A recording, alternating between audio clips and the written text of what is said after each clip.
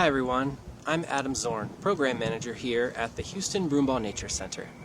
Today, I'd like to show you how to make a sound map. A sound map is a really easy activity that you can do anywhere when you're outside.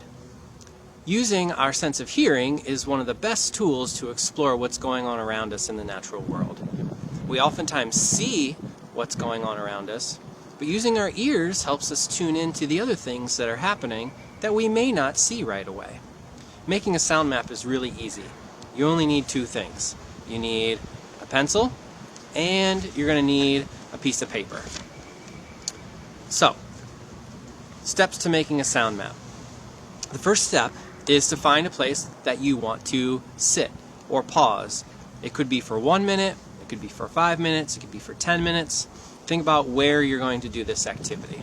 If you're going to do it for 1 minute, you could probably stand in 1 minute, no big deal. If you're planning on sitting and listening for a longer period of time, say 5 or 10 minutes or maybe even longer, you might want to have a spot to sit down. In order to prepare for your sound map, you're going to need to take your pencil and you're going to make a circle in the center of your piece of paper. The circle represents you. That's the top of your head on your map. Okay? Now, when you make your sound map, you're going to stand perfectly still or sit perfectly still. You're going to keep yourself oriented in one direction. And then during the duration of time that you plan to listen, you're going to place an X on your map every time you hear a new sound. And the X should be approximately close to or farther away from you, depending on where the sound is and how far away the sound was.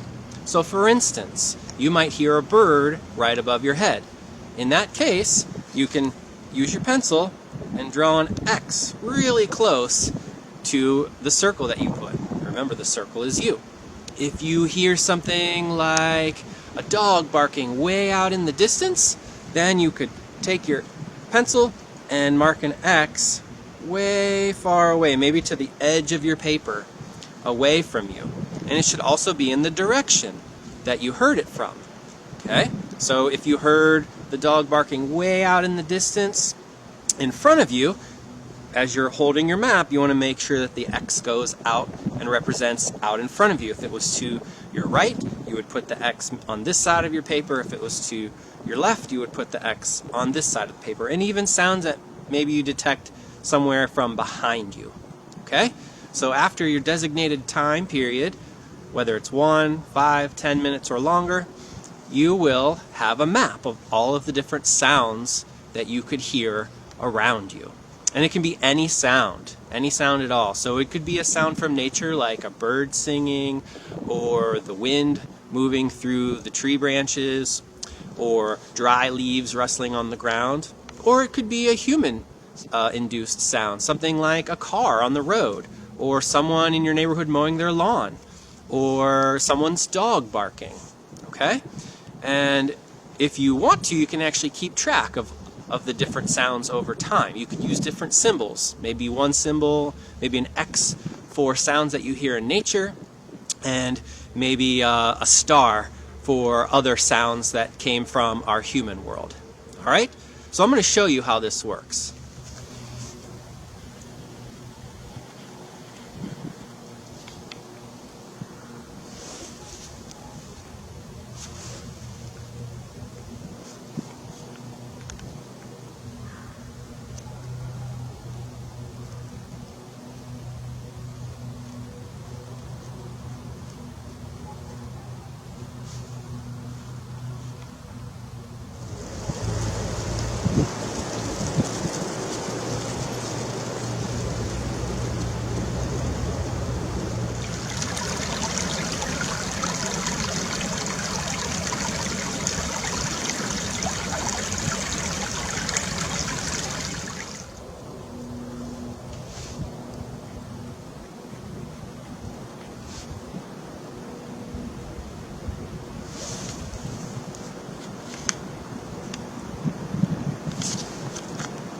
Okay, so I finished my sound map and I have all of my marks on my paper. I just sat for 1 minute.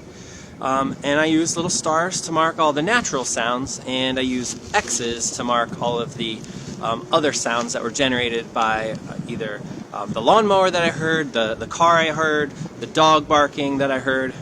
And my X's represented, or the stars represented some of the things, like I heard different birds singing.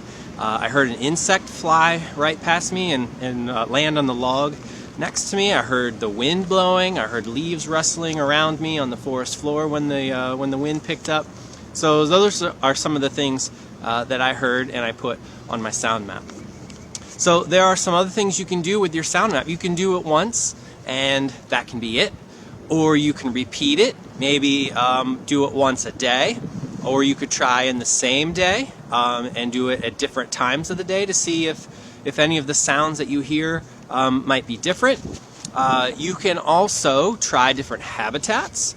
And you could think of any other creative ways to compare and contrast the different sounds that you heard in one place or at one time to another place or another time. Alright, so this is one of my favorite activities. I love doing this with kids when we're leading walks here at the Nature Center, and I think it's something that you might find of value and would like to try as well. Alright, well, thank you for watching. If you have any questions about this activity or any questions at all about the Nature Center, feel free to give us a call or send us an email. Until then, take care. Bye-bye.